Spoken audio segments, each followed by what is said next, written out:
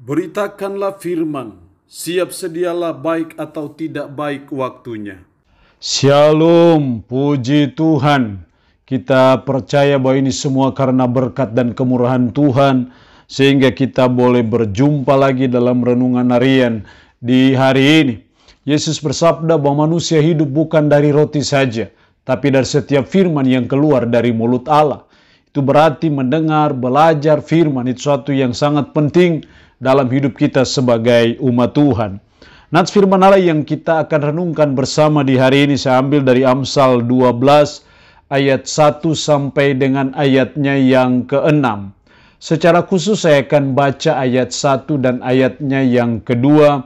Firman-Nya berkata demikian, siapa mencintai didikan, mencintai pengetahuan, tapi siapa membenci teguran adalah dungu.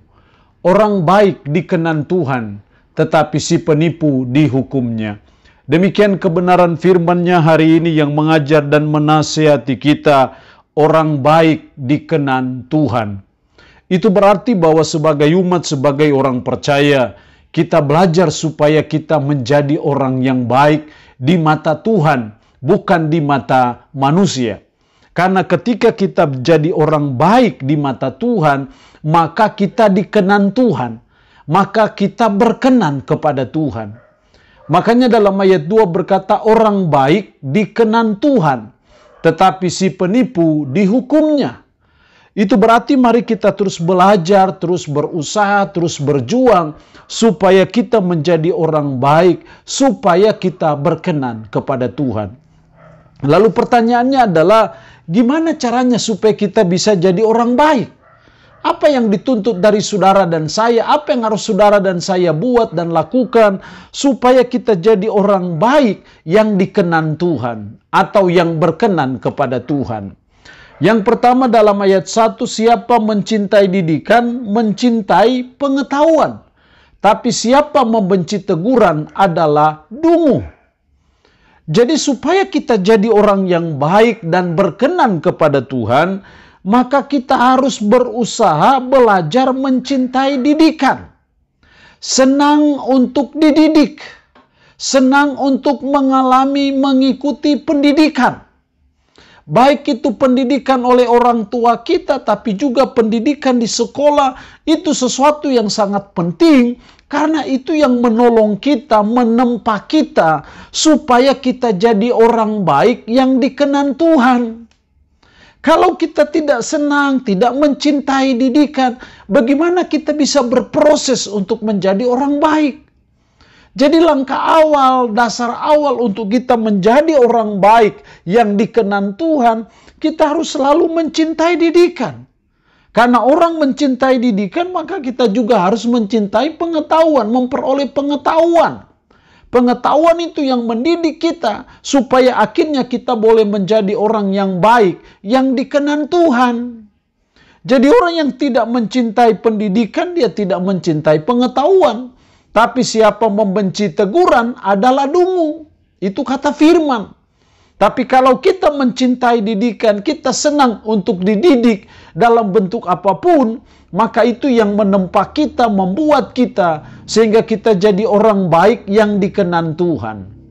Yang kedua yang dituntut dari kita supaya kita jadi orang baik yang dikenan Tuhan, ayatnya yang ketiga, orang tidak akan tetap tegak karena kefasikan, tetapi akar orang benar tidak akan goncang.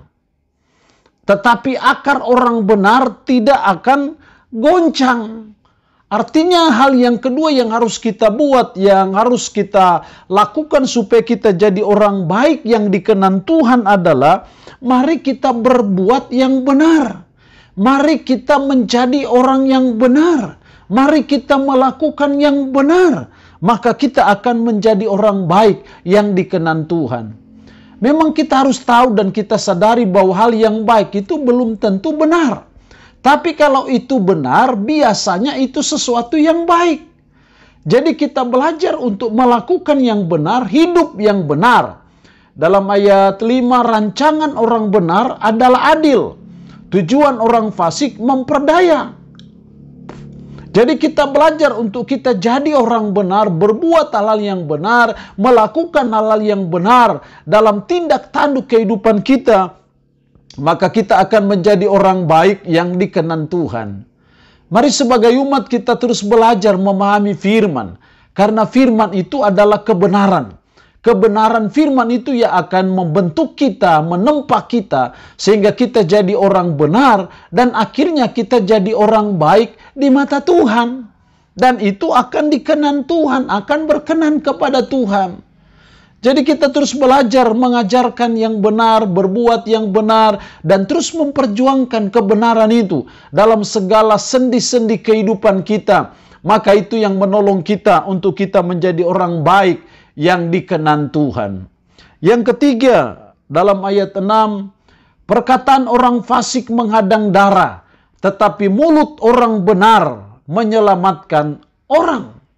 Mulut orang jujur menyelamatkan orang.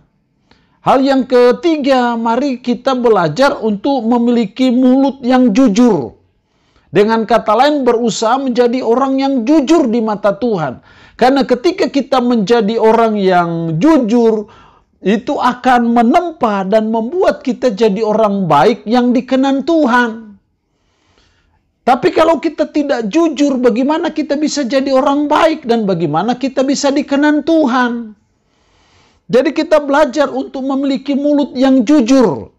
Kita selalu belajar berkata ya terhadap ya, tidak terhadap tidak.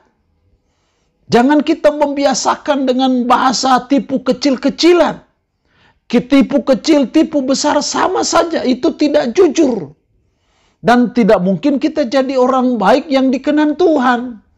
Tapi kalau kita memiliki mulut yang jujur, mulut yang bisa dipercaya, mulut yang berkata ya terhadap ya dan tidak terhadap tidak. Dengan kata lain kita bersikap jujur, berbuat yang jujur, maka kita akan jadi orang baik yang dikenan Tuhan. Jadi mari kita bangun suatu karakter yang jujur, karena itu sesuatu yang sangat penting. Itu sesuatu yang karakter yang sungguh baik, karakter yang mulia, yang Tuhan mau sebagai umat kita belajar dan berusaha untuk kita memilikinya. Sehingga kita jadi orang yang jujur di mata Tuhan, maka kita akan jadi orang baik yang dikenan Tuhan. Allah yang punya firman ini memberkati kita dengan firman-Nya di hari ini. Amin. Mari kita berdoa. Puji syukur untuk kebenaran firman-Mu di hari ini, yang mengajar dan menasihati kami, orang baik dikenan Tuhan. Tuhan tolong kami untuk kami terus belajar, berusaha, berproses, untuk kami jadi orang baik yang dikenan Tuhan. Supaya kami jadi orang baik, tolonglah kami supaya kami mencintai didikan, berbuat yang benar, dan bersikap jujur di mata Tuhan. Roh-Mu yang kudus tanamkan dan meteraikan firman ini dalam hati dan pikiran kami. Dan sanggupkan kami untuk kami bisa memperlakukannya dalam hidup kami sehari-hari. Hamba mohon berkat bagi umat-Mu yang mendengarkan renungan harian di hari ini. Yang sakit hamba berdoa dalam nama Yesus, Tuhan lawat, jamah, dan sembuhkan dari sakit penyakit yang diderita. Terpujilah nama-Mu Tuhan. Dalam nama Tuhan Yesus Kristus kami berdoa. Amin. Shalom. Tuhan Yesus memberkati kita dengan firman-Nya di hari ini.